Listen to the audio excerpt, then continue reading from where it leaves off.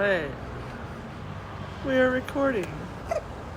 So, you can't see this, but right under this shot, there's a baby. I have a baby and I'm feeding her right now. And it's evening on a Tuesday. It's a Tuesday evening, wow. June 17th. I'm sitting outside enjoying this cold Jerusalem breeze. I'm in Jerusalem in Israel and feeding my baby. I have a baby, I'm a new mom, and for anyone that's been following my journey until now, it's been a long road to get here to Jerusalem. I have this baby with Andrew. We've been traveling the world for like years, basically, living in different countries. And then about 5 months ago, we came to Jerusalem, came to visit my family members before moving on to have this baby. We were planning to have the baby either back in Indonesia, where we were before, or in Colombia, where we also were before that. And we ended up just staying here and having the baby here. And it's been really interesting because there was a war here when we got here, and then there was an even bigger war. There was a war with Gaza when we got here, and then now there's a war with Iran, which is an even more serious war. So the war with Gaza when we got to Israel was like, okay, it's a war, but it's not like, and there were sirens going off like pretty frequently. There were sirens going off, and you might actually hear one tonight while we're on. Well, you might hear it, and then I'm gonna run inside to shelter. But it sounds like it sounds like kind of like a curve siren, and those sirens, before the war with Iran, whenever there was those sirens and there were missile attacks, and Iron Dome would intercept those missiles, we would sometimes run and shelter, but what we noticed is like most Israelis didn't really care about those. So that was kind of a gauge for how serious the war was for us. It was like seeing the neighbors or friends or whatever, whenever those sirens would go off, they would just continue doing whatever they were doing. There wasn't a lot of like care for those missiles because it was very rare that one of those would actually fall through. They would just keep getting intercepted by Israel's intercepting system, whatever, Iron Dome, or I think the other ones are called Arrow or David's Spear or something like that. But this time, with the Iran war, which has been going on for the past, tonight is I think the fifth night of the war with Iran, those have been taken very seriously. There have been hundreds of missiles. I don't know if at this point thousands, or it has hit the 1,000 mark, but at least hundreds of missiles flying over here every night, and like a lot at once. I mean, each one of these interceptors are so expensive, like millions of dollars for every single interceptor, and there's like hundreds of missiles that are being intercepted that are coming from Iran, and some of them are like, I don't really know the types of missiles. I just know that some of them, like ballistic missiles, like some of them are really big and some of them are really fast, hypersonic. Like I don't know the difference between all these missiles, but I just know that some of them are really big missiles, some of them are really fast missiles, and they would do a lot of damage if not for Israel's interceptors. In Iran, they don't have any interceptors, they don't have any Iron Dome, this type of technology that we have here in Israel. And in a lot of countries, they don't have that.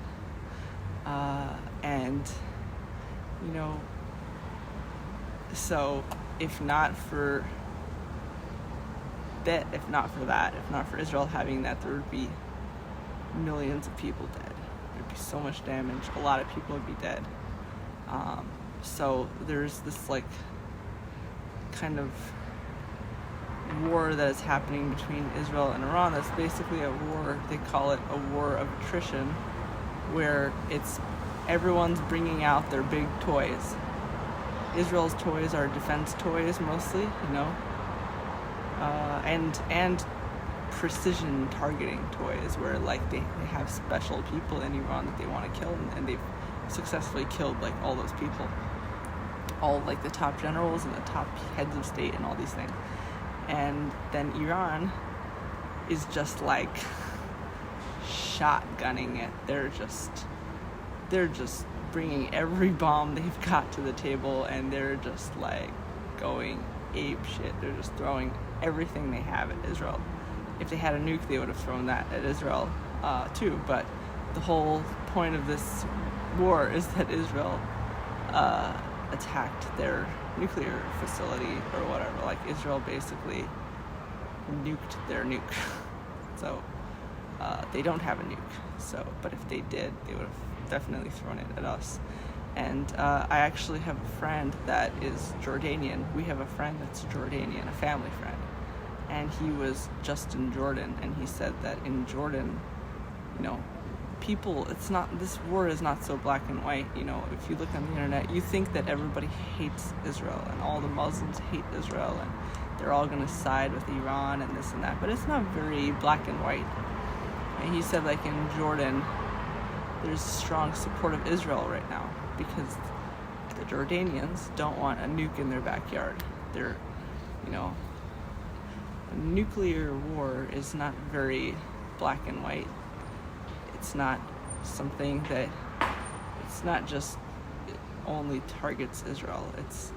Israel's such a tiny country that is smack in the middle of so many other countries that have a stake in whether nuclear war happens. So you can hate Israel, but if you're anywhere close to Israel and anywhere in that region, which is a lot of countries, a nuclear war would affect all your citizens, all your people. It would be really disastrous. So no matter what you think of them ideologically, if you're Muslim, you don't like the Jews or whatever, if you have ideological differences, you're still gonna do what you can to prevent a nuclear war in your region.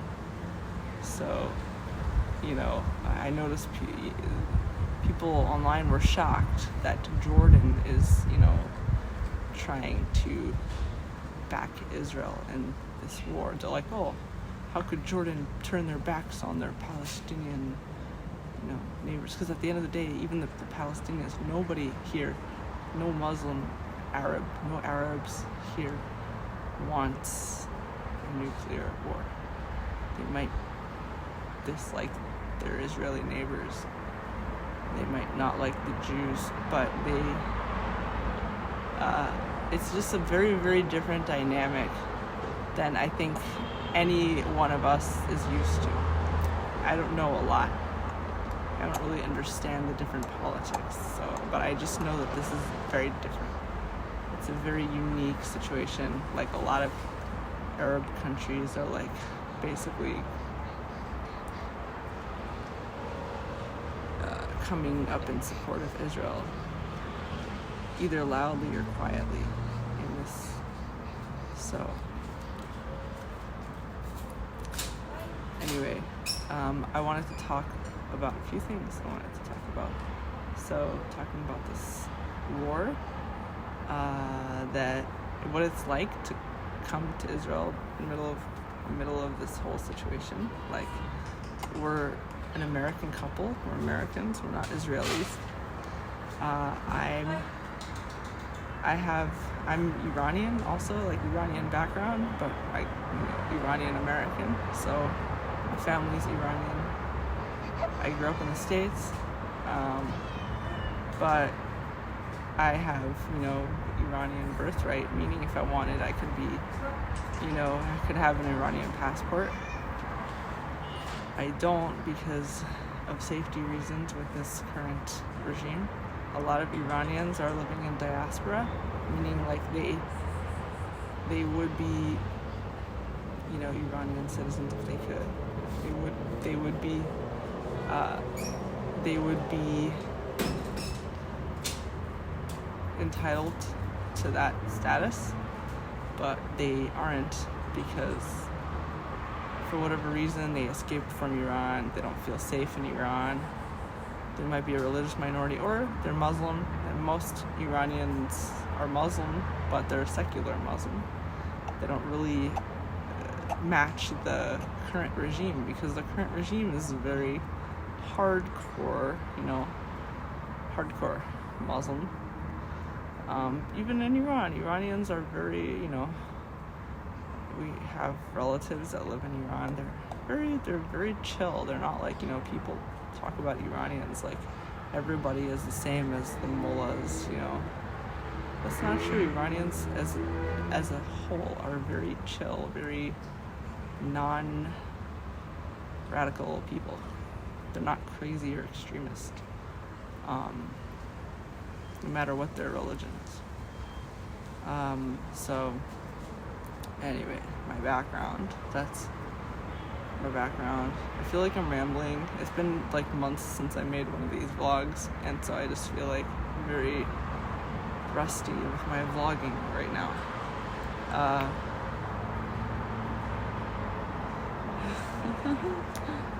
This sweet baby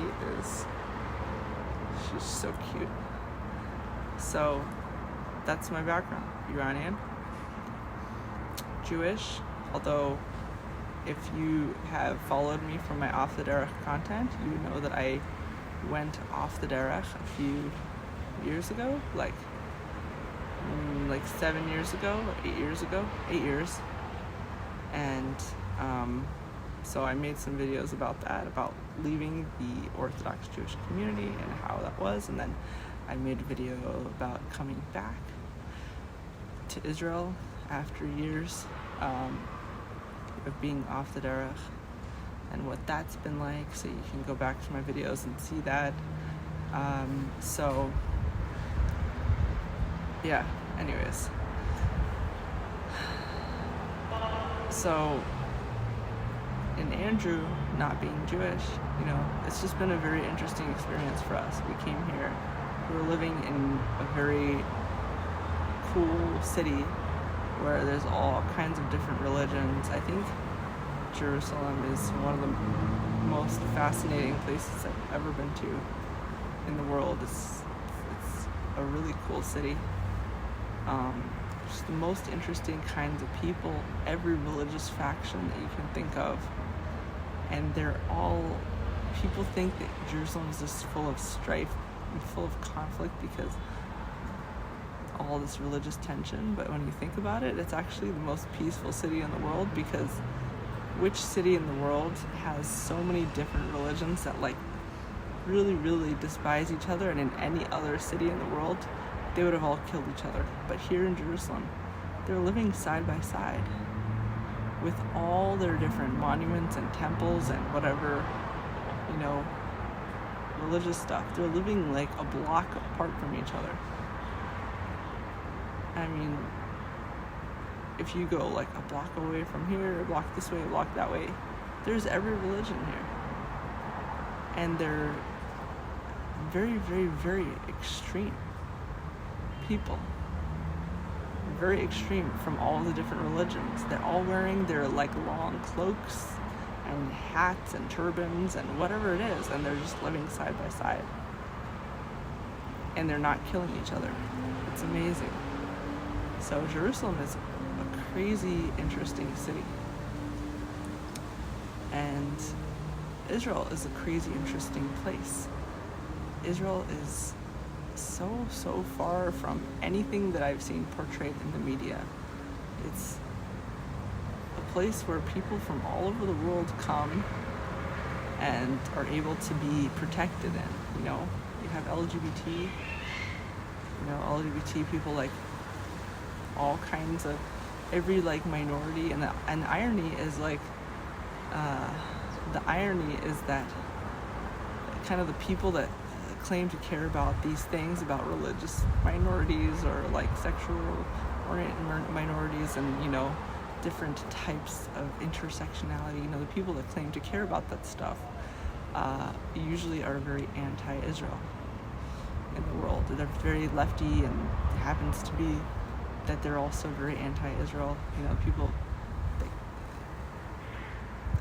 claim to care about diversity and equality and all these things, their ideals would be very nicely represented, you would think, in Israel, a place where people are, it's a democracy,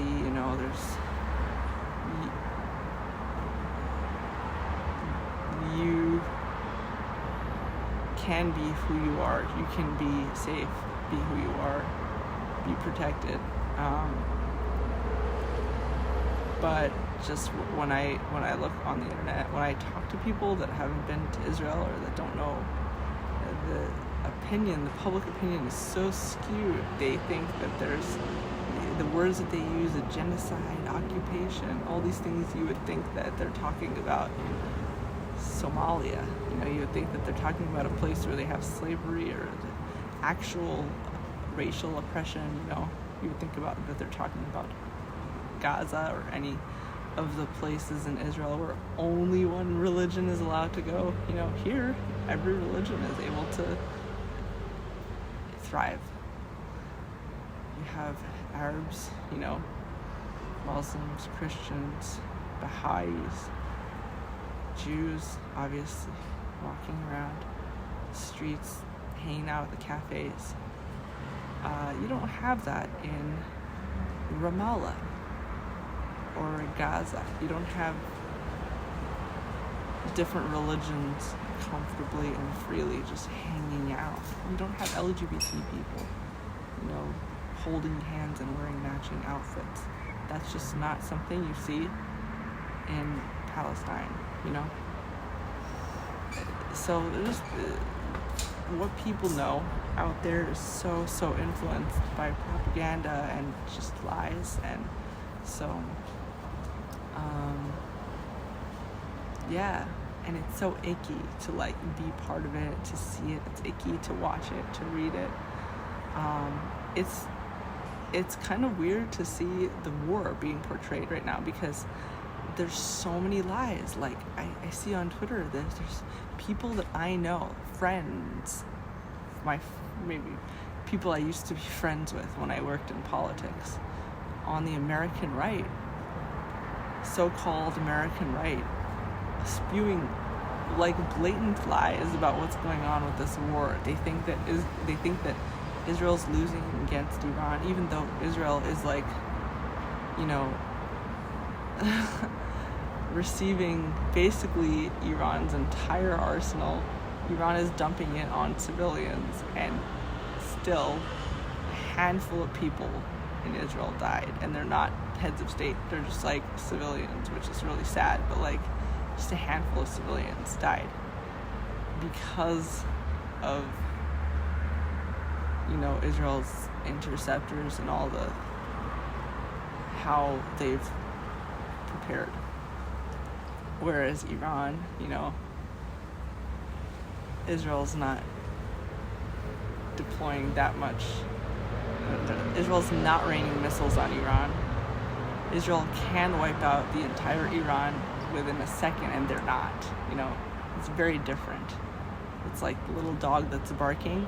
Iran is a little dog that's barking as loud as possible. They keep, tweeting, like whoever is left of their leaders, like they keep tweeting about how, like, they're going to bring hell down on Israel. They're going to wipe Israel off the map. You just wait, you just see. And all the Iranian supporters are like, the Islamic Republic supporters, they're like, Israel's going through hell, whatever, we're gonna make them suffer, bringing their big talk. What they're bringing is not what you think, not what they're saying. They're saying like that all of the internet is shut off in Israel, which isn't true. Like, I've had internet consistently. They're saying that they're showing like AI videos of like everything being bombed at the same time. It's not true. I mean, bombs have fallen through missiles from all the hundreds of missiles being thrown at the time. I mean, my siblings were actually walking outside and they were watching. It looks like fireworks, like all the missiles going in the air. They've been sending hundreds of missiles that looks like fireworks because there's so many of them. And here and there, some of them were falling through and they were causing a lot of damage, but like, it's nothing compared to how much they've sent over. They're saying that Iron Dome isn't working anymore, which isn't true. Like, while they were saying Iron Dome isn't working anymore, I was just hearing Iron Dome working, because you hear it whenever Iron Dome intercepts a missile right on top of your house, right on top of you. You hear it. It's a loud boom. It makes the whole house shake. You know, so that's how it's been. Every night we've been waking up to the sound of siren, followed by, you know, either siren or alerts on our phones, telling me to go to shelter, and then followed by like a minute later, boom, boom, boom, these interceptors exploding these missiles in the air, which also looks like fireworks, and everything's shaking. Your whole house is shaking. Feels like an earthquake.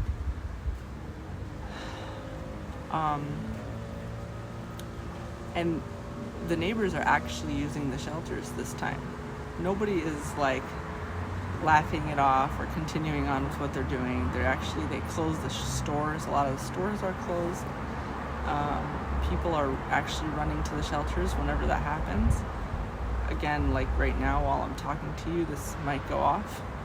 And then we might run inside to the shelters or to, you know, our safe spot in our house.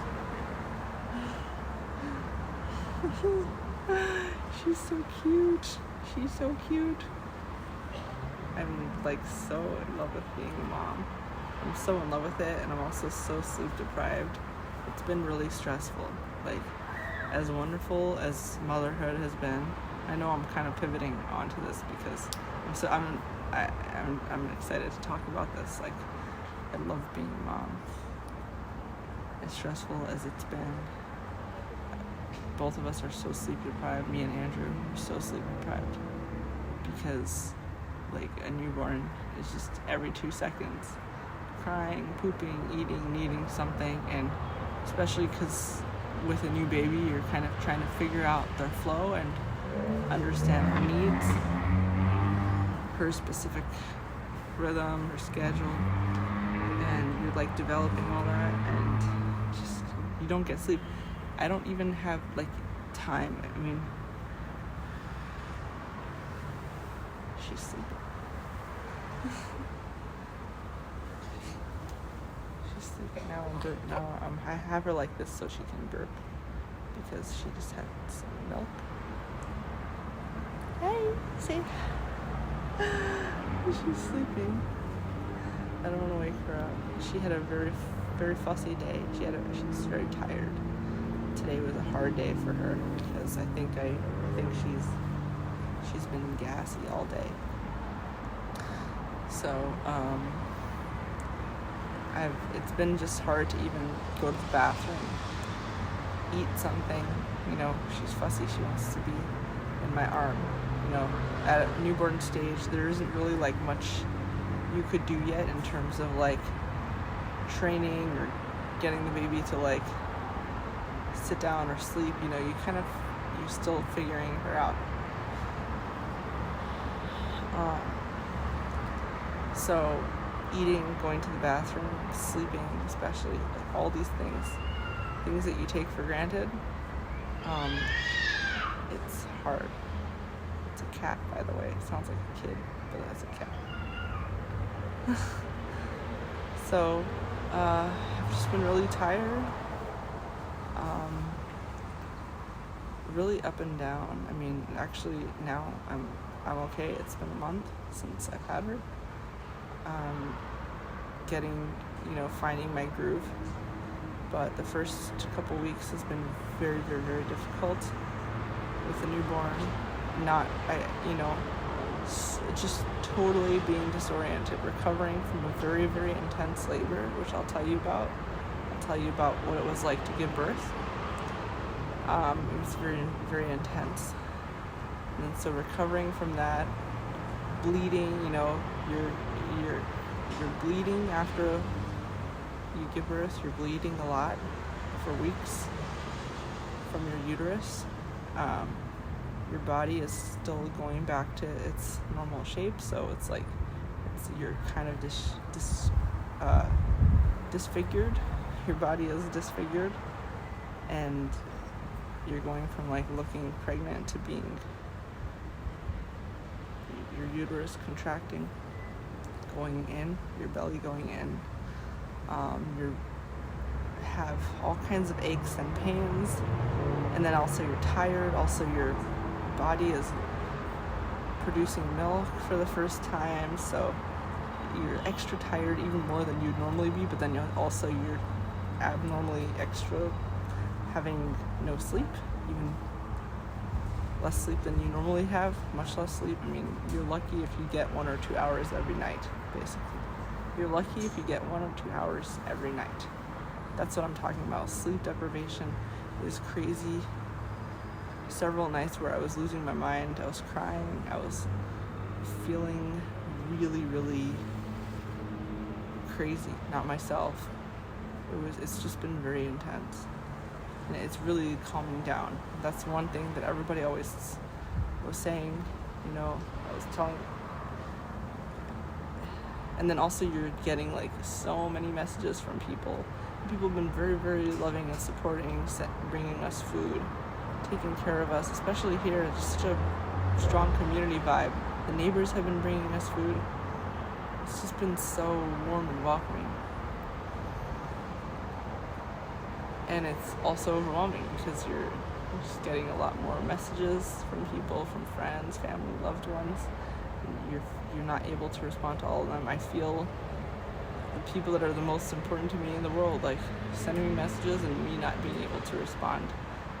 Give the full attention and feeling where's the time going? Time is flying by. I'm not able to keep up. Feeling bad about it. Feeling also I'm not able to be the best wife that I could be. I'm just tired and stressed all the time. I'm not able to be the kind of wife I want to be for Andrew. Feeling I'm sorry.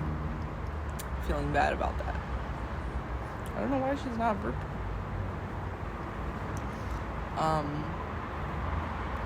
So it's just really hard. It's really hard to be a new mom, first-time mom with a newborn, especially in a new country, in a new situation. I feel like our house is just a mess all the time because I don't have a groove down yet. I don't have a groove down with eating, cooking, cleaning. We started to develop one, but I don't know. It's just a lot. I feel very, very overwhelmed, out of my depth, really all over the place. But I'm recovering pretty fast. The labor didn't go exactly how we wanted, but it actually went really well. So if anyone has been watching my Bali videos before we got to Jerusalem, we were in Bali for about a year. And in Bali, we were in a very crunchy mom kind of environment and culture. People were very into being natural. We were very into being natural, healthy. That's why we went there in the first place, was, to improve our health, because we were sick before that. So, very health-oriented culture.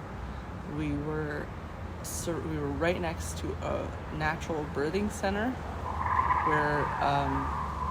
where people give birth naturally. And when I say naturally, I don't mean not C-section. When I say natural, I mean no epidural, no medical interventions, unless absolutely necessary and it's an emergency, and if you want to have like a medical hospital intervention, you have to be transferred like an hour out to a hospital. So this is like a natural birthing center with midwives where they call it gentle birthing, where you give birth in a water pool, give birth in a pool of water surrounded with music, beautiful nature, lights, very slow, calm, nobody rushing you into labor, people giving you massages. They have massage therapists, acupuncturists, very, very crunchy. They call it crunchy. Crunchy moms. We knew a lot of people that gave birth like that had their babies totally naturally, meaning without in that birthing center, or at home with those birthing center midwives, and just like very calm, natural. You have control of your environment. You can make it just as relaxed as possible, because the idea with natural vaginal birth is like, the more relaxed you are, the more your body is able to open up and relax. Your muscles are able to open up and allow the baby to come out more easily and without friction, without resistance from your body. That's the whole idea of like a natural vaginal birth. But when you go to like a hospital, they're rushing you, so your muscles are more tense. The whole process is rushed. They're giving you deadlines. It's cold. You're not listening to music. You're not in the positions that are good for you. Like, the whole idea with pain and giving birth is that in the crunchy mom circles, they talk about pain is like how your body knows to get in the right position, because when you feel pain in these different spots, you move into the right position that will allow the baby to come out more easily, and it prevents tearing and problems. It prevents problems with the baby coming out, because you're able to move, and the natural positions to give birth are not on your back, because when you lay down on your back, it's preventing your tailbone from like expanding and opening up to allow the baby to come out. So it's very painful actually to try to give birth on your back. But in the hospitals, because they want you to be strapped to all these monitors and IVs and all these things, they force you to be giving birth on your back, it's crazy, because then it makes the whole process so much harder and more painful, and it makes all these other medical interventions more necessary, because it's not a natural way to give birth. So in the birthing center, they're all about helping you give birth naturally without in these positions that are easier for the baby to come out, on all fours, lunging, whatever position works for you. They have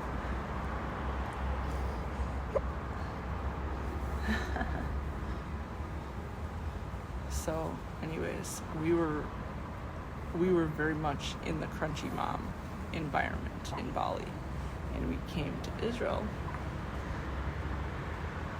talking to people about it. I want a natural birth, I want a gentle birth, basically I want a crunchy birth. And so people here, when they heard natural, they were, mostly people here are from the States or from maybe the UK, but mostly from the States. Most people are here from the States. So we were talking, everyone I was talking to is American, and they hear natural, they're comparing natural to what they know in America. So they're thinking, oh, you want to try to have a vaginal birth. That's what they think about when they hear natural. So they're like, oh, well, Israel is amazing for natural births. It's best. C-section rate is the lowest, and blah blah blah. And from all the hospitals here, there's one hospital that's even better than all the other hospitals for natural birth, and it's this one Palestinian hospital. It's a small Palestinian hospital in Jerusalem, and that hospital is just like known for being the crunchiest of all the crunchy hospitals. So all the hospitals here are very natural, and this hospital is the most natural. And we're like, oh wow, okay. So we're like touring around. We go to visit this hospital, we get a tour, and they have marketing all over the walls about how crunchy they are, about how they're into natural birth, they're into breastfeeding. They have water births for first-time moms, which none of the other hospitals allow. They don't allow a water birth for first-time moms, and this hospital does. They have water pools where you can give birth in, and giving birth in water, they call it hydrotherapy. It's supposed to I know because when I was having contractions, I was going in a bathtub in warm water. It really makes the pain go away. So imagine giving birth in warm water and how much that would help with the pain and with the ease of the baby coming out. So they were advertising that they have that. They're into gentle birth. They don't rush you. They allow your husband to be with you the whole time. In a lot of hospitals, they separate the husband, which makes the wife more stressed out, which makes the labor harder, more difficult, more resistant. So anyway, we found this hospital. We're like, oh my God, we found the perfect combination. A hospital that's both crunchy and it's a hospital, so in case of emergency, we would be okay.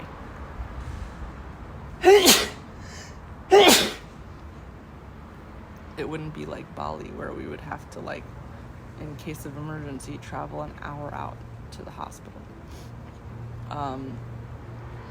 So we went with this hospital, and what we discovered was that it was a hospital. Like, when it came to the time to give birth, we discovered that they were going to do the same things that any other hospital would do. They would try to push us to take this vaccine and medication and this and that, whatever. They were going to try to push us to have C-section. They were going to try to push us to have every intervention in the book. They really pushed for every single intervention in the book at this hospital that was supposed to be crunchy. And, there was nothing wrong with me, the baby, she did have past meconium, but they also, when my water broke, we went in and they tested the amniotic fluid, and they saw that she passed meconium, which just means that she pooped. So if she poops, that makes it so that you want to try to get the baby out so she doesn't inhale or poop and it doesn't cause an infection. But they really rushed it. And the thing is, it's very common for a baby to poop at that time, but you just want to get the baby out soon enough. But it's not depending on who you ask, it's not like a crazy emergency.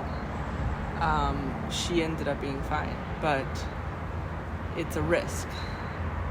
They were and then on top of that, she was a big baby, so they were well, and it's normal that she's a big baby because we're big compared to people here.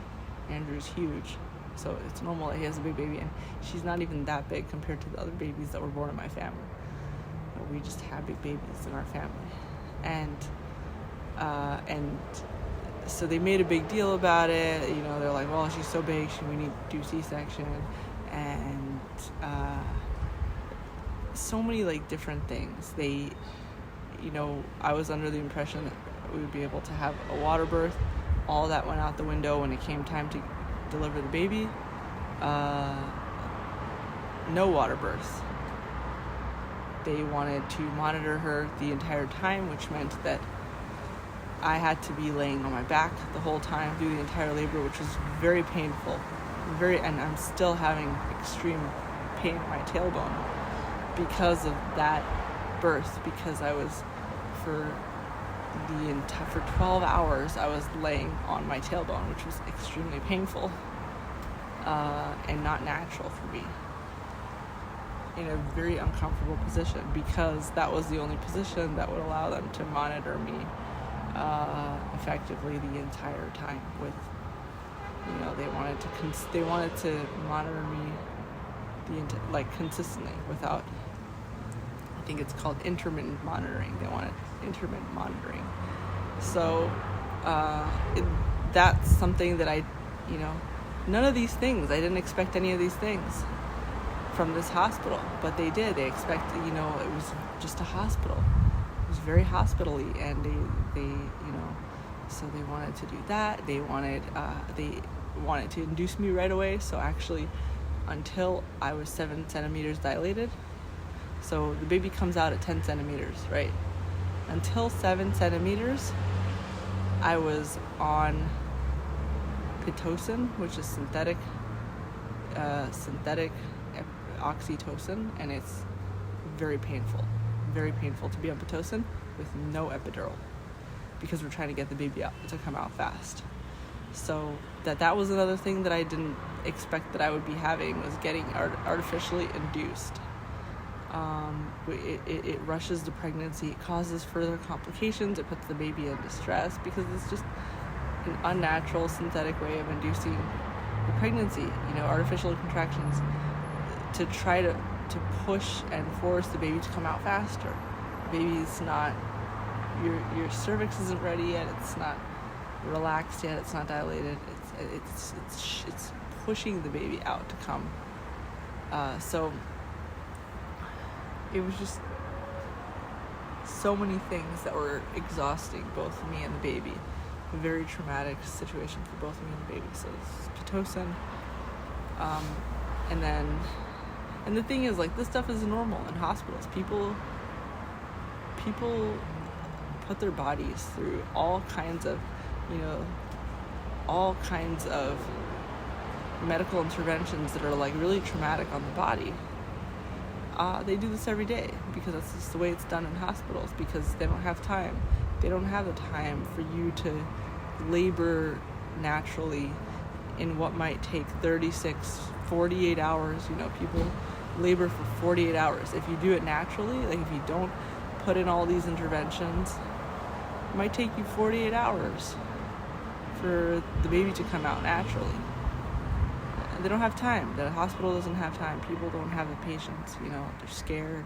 The hospital scares you into thinking, you might have an infection if you take so long. They artificially, they ruptured my amniotic sac. They told me they were just going in there for a checkup, and of course they popped it. So they really rushed the process. It was very unpleasant in that regard.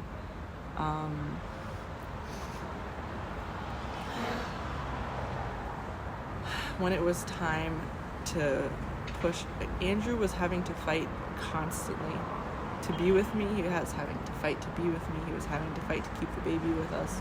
He was having to fight for us to have the things that we wanted, for us to not have C-section. He had to fight with the head of the department, basically, for us to not have a C-section, which was the whole thing about their hospitals, that they supposedly don't do C-sections very easily, and they immediately pushed for us to do a C-section after I was already hooked up to all the IVs, and after we had already given in, compromised in so many ways.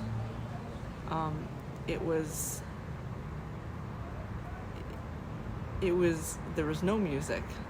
There was no relaxing and sitting on a yoga ball and giving birth in the position you want and taking the time you want. There was none of that. They came in at a certain point and they were like, all right, you have 4 hours to push the baby out, or else we're going to do XYZ medical interventions. 4 hours. And then they would come in and they're like, okay, you have 2.5 hours left. Okay, you have 1 hour left. And it's like, that's not normal. That's not, no woman's cervix is going to like relax and dilate for the baby to come out under those circumstances. These deadlines, and it's cold, and everyone's serious, and they just want to go. They're just doing their jobs, whatever. It was just the opposite of the environment that we wanted. But thankfully, I was really, I had a really good advocate. That was Andrew. Andrew was my advocate, which I learned that you really need an advocate, because when you're in so much pain and people are throwing these, and they're scaring you, and they're throwing all these medical interventions around, and you have to do this or else you're going to die, the baby's going to die, all these things. You don't care. You're just in so much pain, you just want to get it over with, and you tell them, you just give in to whatever they bring at you. So it's really important to have an advocate when you're giving birth, someone that knows what you want, the kind of thing that you want, and is going to like really push for it and root for you. That was Andrew. And what I learned after the birth, so baby came out, there was an episiotomy, there were 2 tears. She came out in 3 parts. Like, first her head came out, and then her upper body came out, and she was like hanging from my hoo-ha with her arms hanging out, and then her bottom body came out. And Andrew said it was like so weird to watch her like hanging out with her arms, her arms and her head just like hanging out of my body until they pulled her out.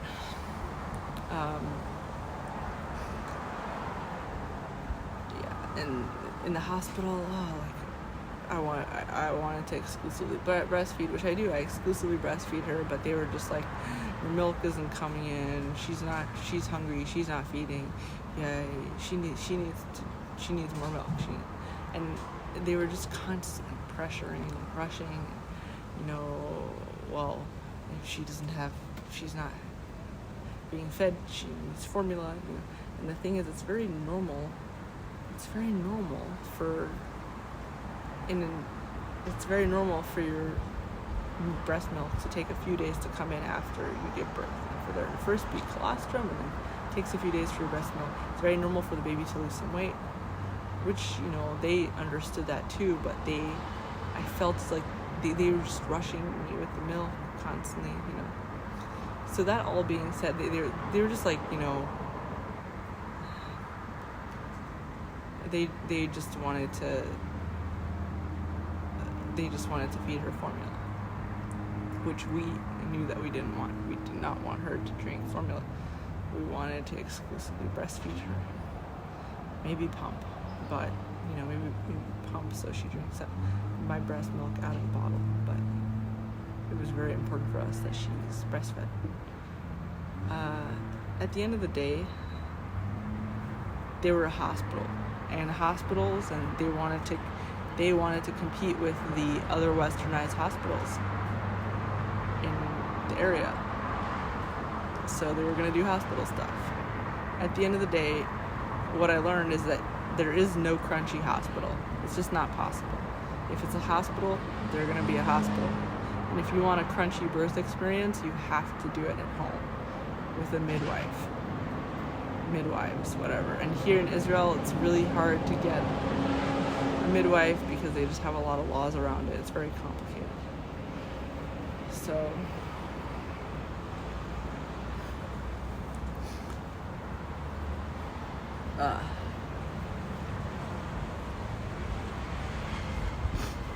So when I was talking to other people, I learned that yes, we had a very hospital-y experience, but we were still very lucky because the other hospitals here would have been worse. The other hospitals would have been more adamant about C-section, more adamant that we take their vaccine, more adamant that we do what they said with the milk, versus breast, whatever.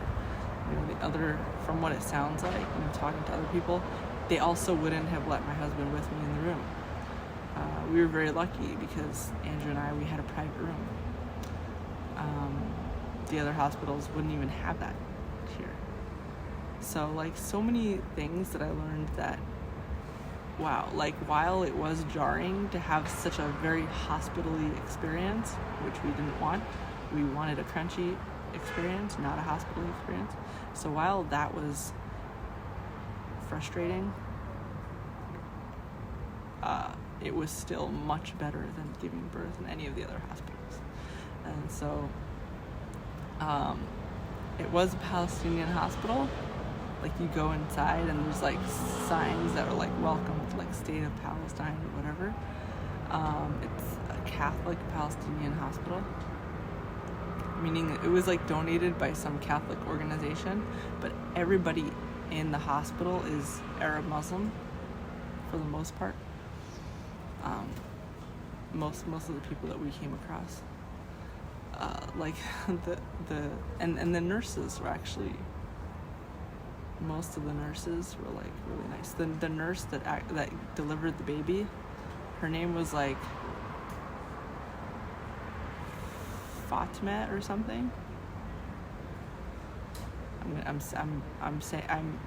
don't remember if that was her name, but she was amazing. She was afterwards I went and hugged her because I was in so much pain throughout the labor that I was kicking her and I was yelling at her. And she was really patient the entire time. She was amazing. I don't know. I hope I see her again. She was the best. It's just so wonderful to have a calming presence, someone that you trust to be with you in the labor. I had Andrew, but in terms of medical staff, that nurse was incredible. She was she was really nice to have there. So anyway, that's how it was. It was, people ask me aren't you afraid to give birth in a hospital that's it's officially a Palestinian hospital, everyone there, they're Arab Muslims, the doctors, staff, whatever. Doesn't that make you afraid? Israelis were asking that.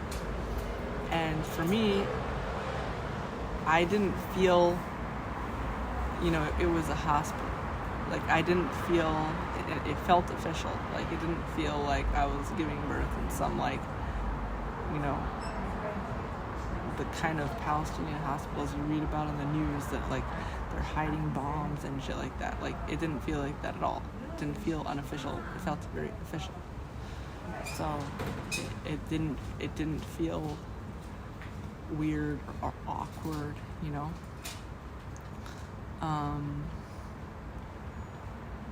It did feel like people were trying to guess our religion the whole time. They were trying to guess what we are. Are we Jewish? Are we Christian?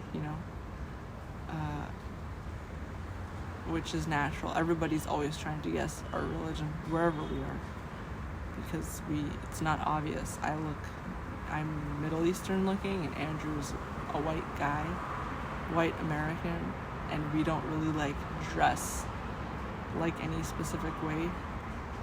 So it's just natural for people to always be trying to guess what we are. So yeah, I just didn't feel weird about that. We actually saw some Jews giving birth there also.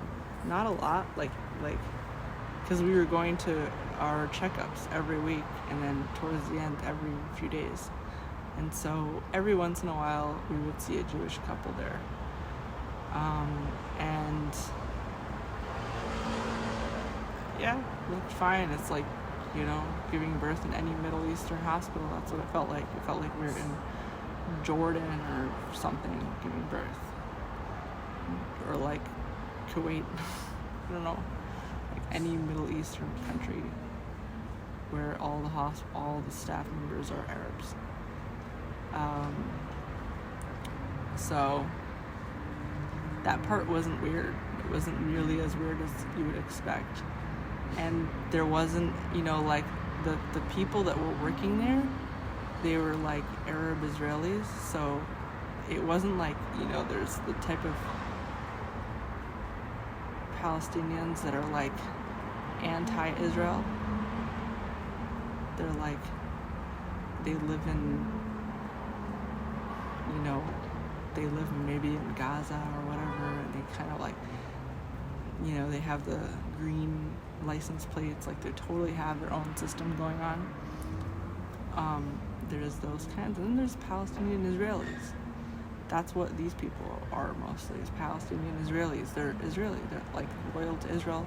A lot of them are actually working for the Israeli government, maybe. They're working in government positions, they're working in law enforcement, might be joining the army.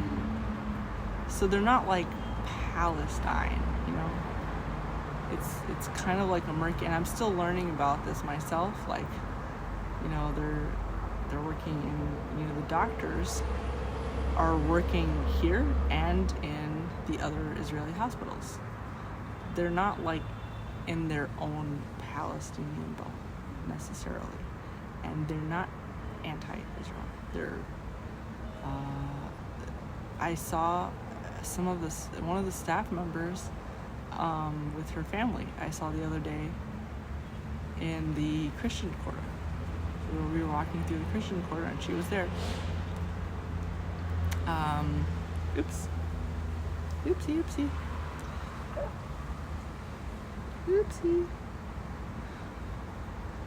She's so tired. She was so tired after the labor, the delivery. She was very tired. And they were like, oh no, she's lethargic, there's something wrong with her. And it's like, dude, she just went through the most traumatic labor ever. It was like 24 hours since my water broke and she came out. And the entire time they were like trying to wake her up, even in my belly, because she has to be awake in order to like kick and in order to come out, to progress the labor. She has to be awake for that in my belly. She kept falling asleep, which is not natural for a baby to fall asleep. She was just so tired because of all the Pitocin that I was injected with, and then eventually there was like, at 7 centimeters, I begged for epidural. She was just so tired. Alrighty. So that's it. I feel like I've covered like all the bases of like things I want to talk about. Maybe the last thing I want to talk about is Jewish stuff. I made a few off the derech videos. I talk to people about off the derech stuff. Probably the thing that I love talking about the most is off the derech stuff, because I just feel like a lot of, you grow up religious, and it's not just in Orthodox Judaism, it's just like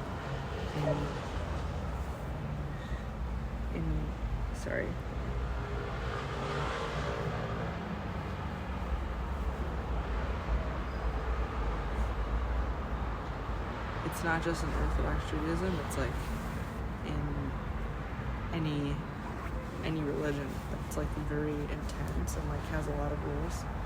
You grow up being told like, if you don't do this religious stuff, then you're gonna be, if you leave the religion, you're gonna be out on the streets, you're gonna be on drugs, bad things will happen to you.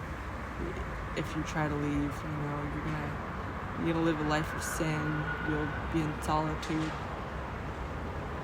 and you find out oftentimes that they're right.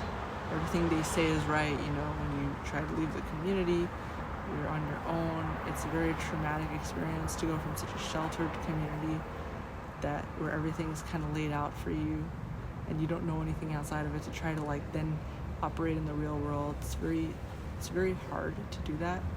And then you find that you do need drugs and alcohol to help you. Sometimes, you do need, you do end up in shady business or in stressful situations. And then because you don't have a support system, it's like, So this off the derech stuff, the topic of leaving your religious community and having a way to support yourself is very, very important to me. It's very close to my heart, and it makes me so happy when people reach out to me and they're like, they're asking for like support, like either like emotional support or like they want to talk about it. They're going through their off the derech situation, right? They want advice or they want encouragement or whatever it is. This book that I wrote, House Hackers Anonymous, this is the book that I wrote. It's just going to show it backwards. House Hackers Anonymous, 12-step survival program for my younger self. That's like my biggest gift to anyone who's going off the derech. It's basically like a A to Z guide, mostly geared for American citizens because that's what I am, American. But it's basically like an A to Z guide, 12 steps on how to, when the biggest challenge when you're leaving any community that was so tight and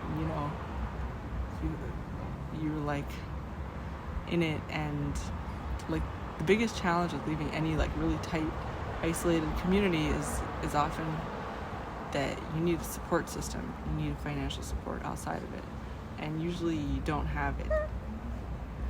And that's like sorry, I'm distracted. So this is like House Hackers Anonymous is basically like my 12-step survival program.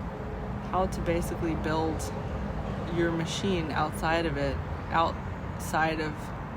what you had, what you were dependent on, so that you can, in a healthy way, integrate into the world, do your thing, get out of that toxic relationship, get out of that situation that wasn't good for you, get out of that job that wasn't sustainable. Whatever it is, you're trying to survive, you're trying to figure out how to adult, you're stuck, or you're not stuck, but you just like want to change and finances are limiting you. This book is like the biggest gift I can give to the world. Every detail on how I did it. I feel like people aren't really transparent with their finances. They keep their cards to the chest, maybe because of shame or whatever it is. Like they don't want to talk about like how they've survived until now, what their exact plan was. And so I really wish I had that more. People telling me exactly how they did things, how they survived. Like I felt like I was always in the dark. I would ask people like, how are you adulting? How are you, how do you do it? Like I'm struggling so much just to survive, just to pay rent.